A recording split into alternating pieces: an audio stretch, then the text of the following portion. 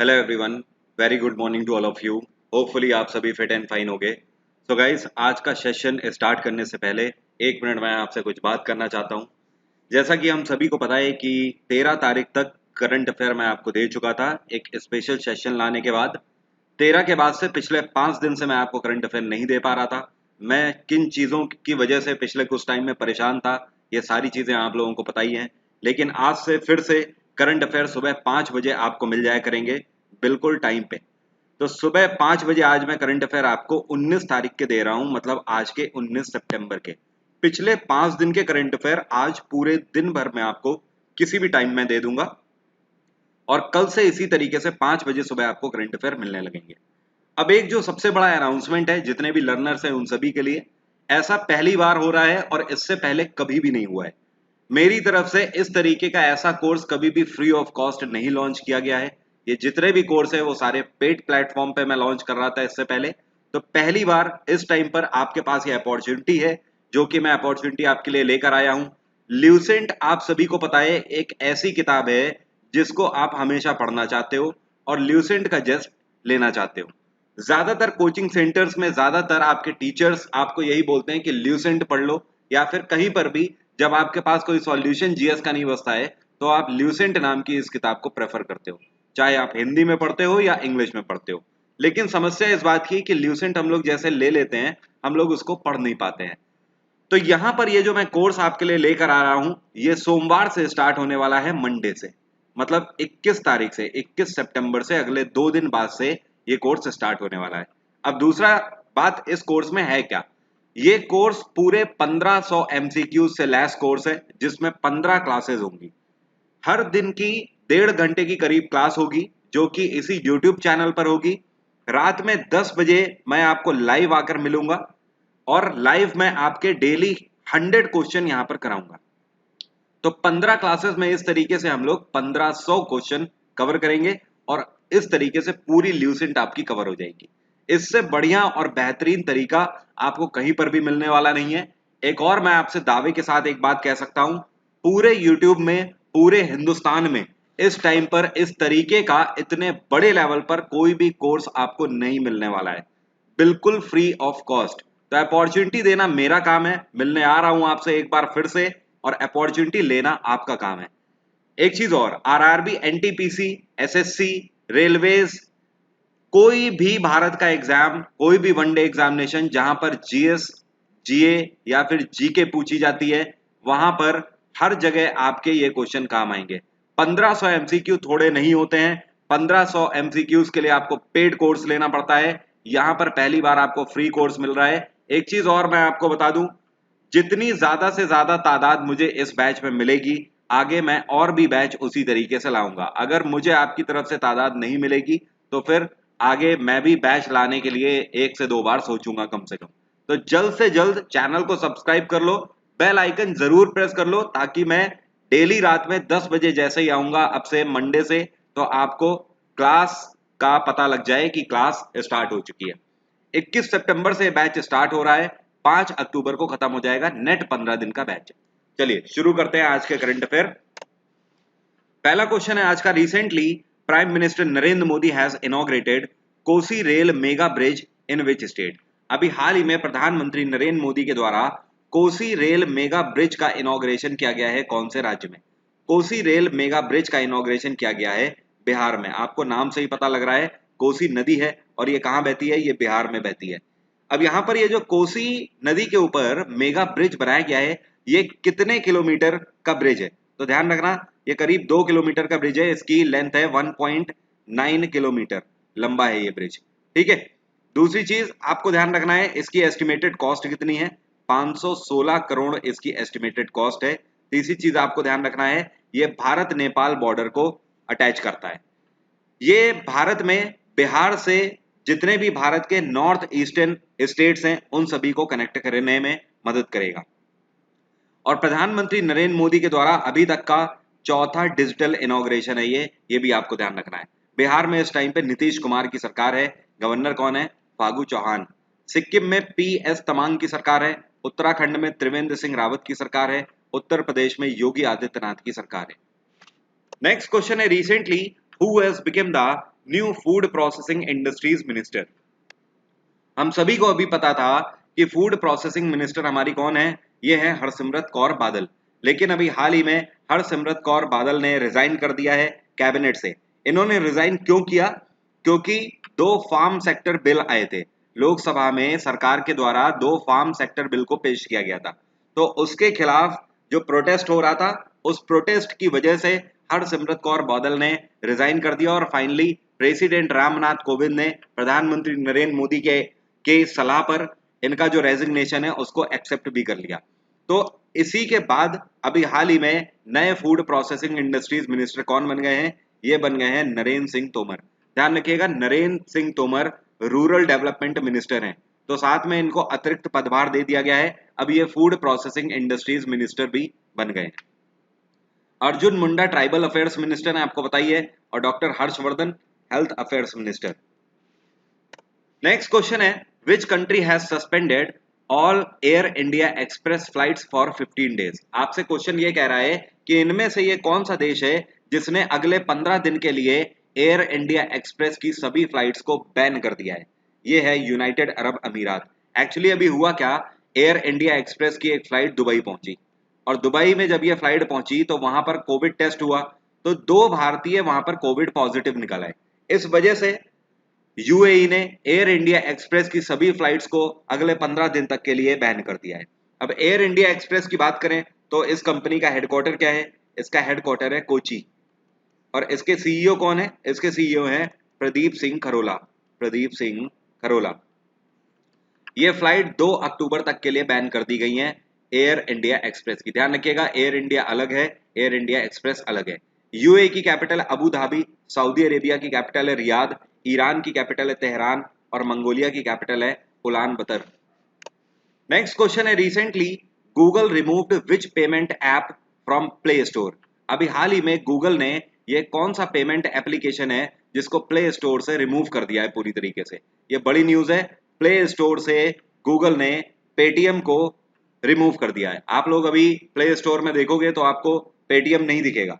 ये क्यों रिमूव कर दिया है, इसके लिए कोई प्रॉपर रीजन गूगल की तरफ से डिस्क्लोज नहीं किया गया है, लेकिन हाँ, गूगल ने एक ब्लॉग लिखा हुआ है और उस ब्लॉग में सिर्फ इतना बताया हुआ है कि गैम्बलिंग पॉलिसी को सेटिस्फाई नहीं कर पाया है पेटीएम। अब ये गैम्बलिंग पॉलिसी क्या है, गूगल जैसे ही इसको डिस्क्लोज करेगा तो मैं आपको बताऊंगा। पेटीएम की बात करें तो पेटीएम का हेडक्वार्टर क्या है? नोएडा। पेटीएम की स्थापना साल 2010 में करी गई थी, और पेटीएम के सीईओ कौन है? ये है विजय शेखर शर्मा। विजय शेखर शर्मा। गूगल की बात करें तो हेडक्वार्टर है कैलिफोर्निया, गूगल के सीईओ है सुंदर पिचाई, और गूगल की स्थापना 1998 में करी गई थी। तो गूगल ने पेटीएम को फिलहाल प्ले स्टोर से रिमूव कर दिया है। अगला क्वेश्चन है, which country has recently launched a new text books with revised map incorporating Indian areas. Question का मतलब पहले हिंदी में समझो आपसे क्या बोल रहा है। आपसे कह रहा है इनमें से ये कौन सा देश है जिसने अभी नई किताबें छपवा दी हैं, बच्चों के लिए न्यू टेक्स्ट बुक इन्होंने छपवा दी है। ये कौन सा देश है? इन टेक्स्ट बुक में जो इस देश का मैप है उसमें कई सारी ऐसी एरियाज हैं, कई सारी ऐसी इंडियन टेरिटरीज हैं जिनको ये देश अपना बता रहा है। ये है नेपाल।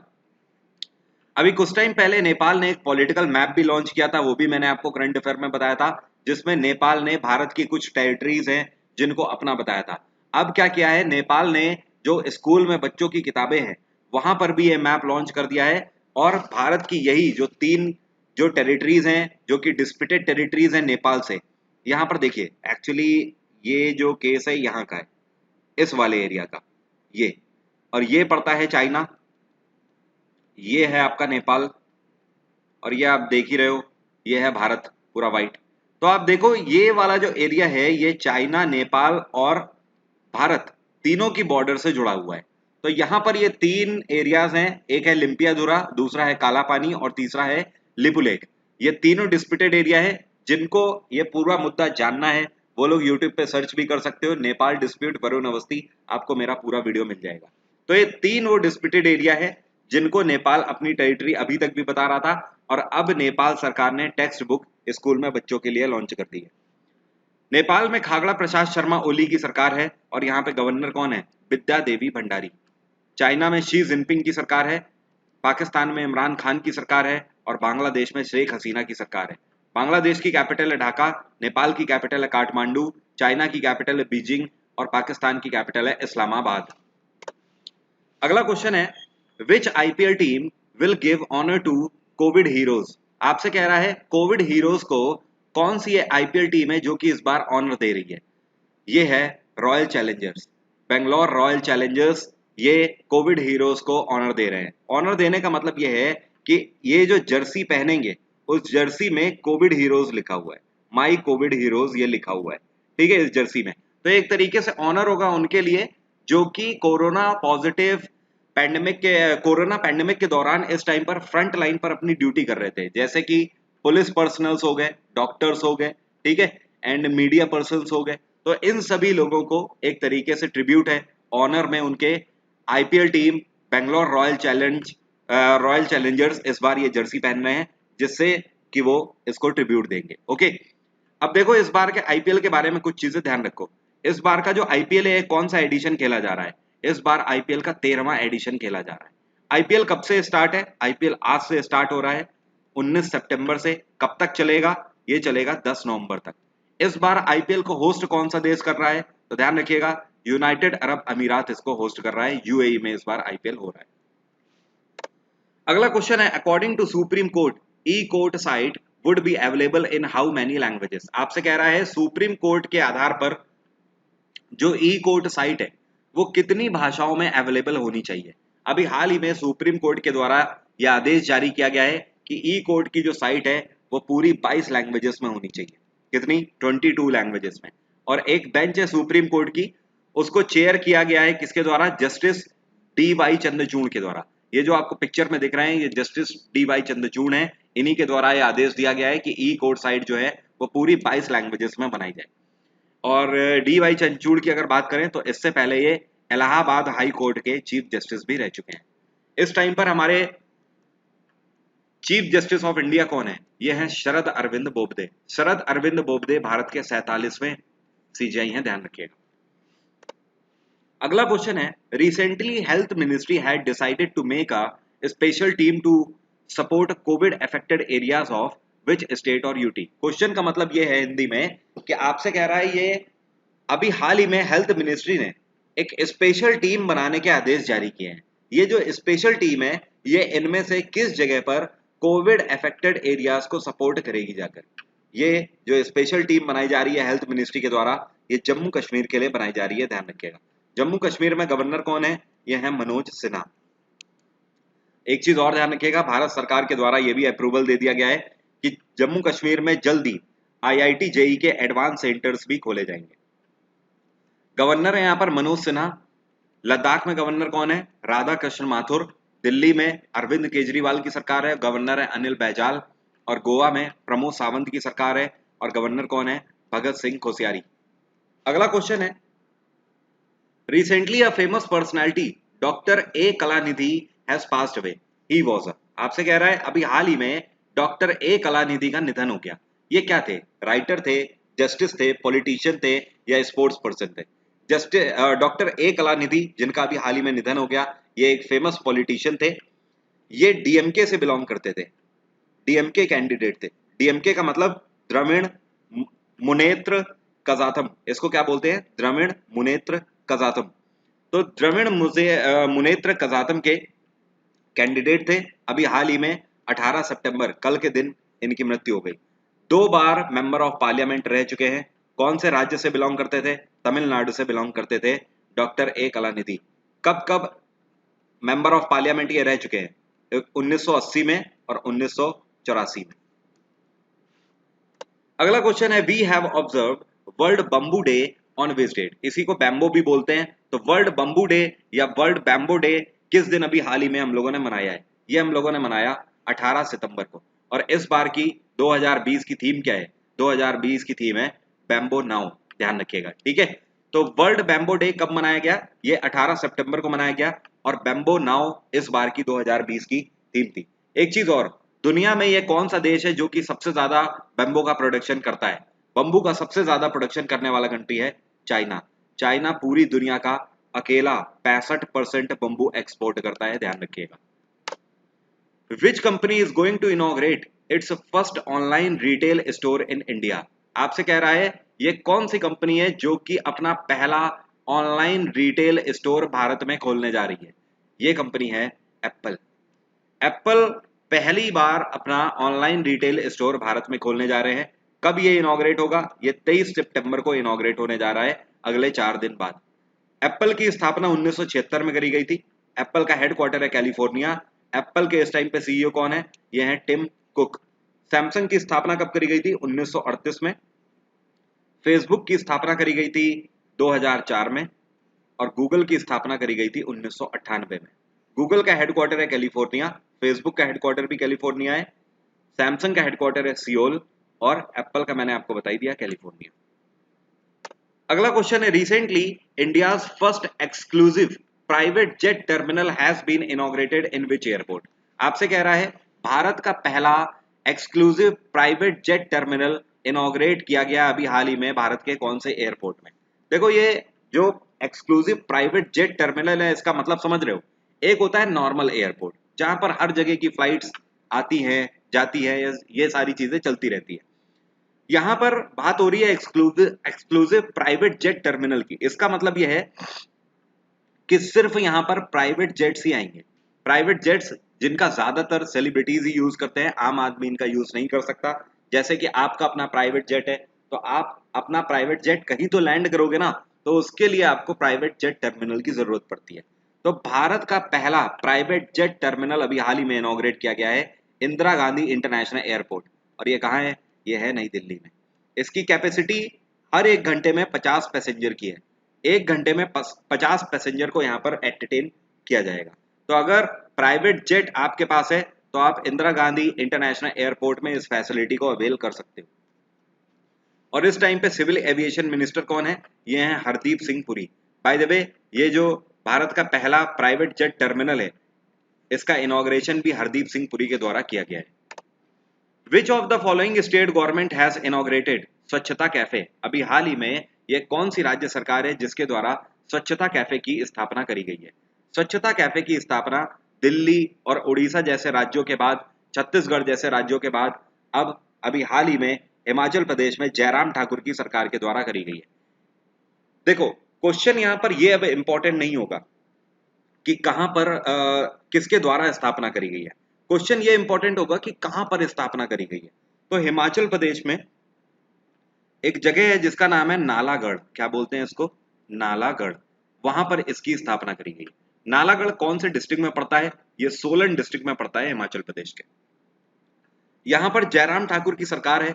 गवर्नर कौन है? बंडारू दत्तात्रेय।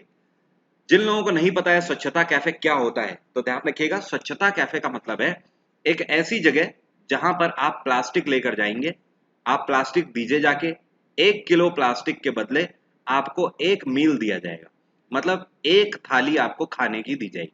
बात आ रही है समझ? तो 1 किलो प्लास्टिक अगर आप वहां पर जमा करोगे तो एक टाइम का खाना आपको मिल जाएगा। This is the main concept of स्वच्छता कैफे। इसको सबसे पहले भारत में कौन से राज्य में खोला गया था? इसको सबसे पहले भारत के छत्तीसगढ़ में खोला गया था, ध्यान रखिएगा। तो अगर आपसे क्वेश्चन पूछता है सबसे पहले स्वच्छता कैफे कहाँ खोला गया? छत्तीसगढ़ में। लेकिन जब छत्तीसगढ़ में खोला गया था तो इसका नाम स्वच्छता कैफे नहीं था, उसका नाम था गार्बेज कैफे। तो आपको नाम से ही वैसे पता लग जाएगा। छत्तीसगढ़ में कहां पर? अंबिकापुर डिस्ट्रिक्ट में, अंबिकापुर। होपफुली आपको याद होगा, मैंने आपको ये क्वेश्चन कराया था।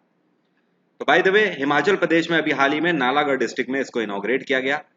हिमाचल प्रदेश में जयराम ठाकुर की सरकार है, गवर्नर है बंडारू दत्तात्रेय। अरुणाचल प्रदेश में पेमा खांडू की सरकार है, गवर्नर है बीडी मिश्रा। मध्य प्रदेश में शिवराज सिंह चौहान की सरकार है, गवर्नर यहाँ पर कौन है? आनंदीबेन पटेल। ठीक है, अतिरिक्त पदभार यहाँ पर ले रही है। उत्तर प्रदेश में भी आनंदीबेन पटेल गवर्नर है और सरकार है योगी आदित्यनाथ की। उम्मीद करता हूं आज के सभी क्वेश्चन आपको क्लियर हो गए होंगे। फर्दर कोई भी डाउट है तो आप मुझसे कमेंट बॉक्स में पूछ सकते हो। आज की बात यहीं तक। Thank you so much, have a nice day, take care, bye bye. Video अच्छा लगा है, कुछ भी सीखने को मिला है तो वीडियो को लाइक जरूर करो ज्यादा से ज्यादा। Thank you so much.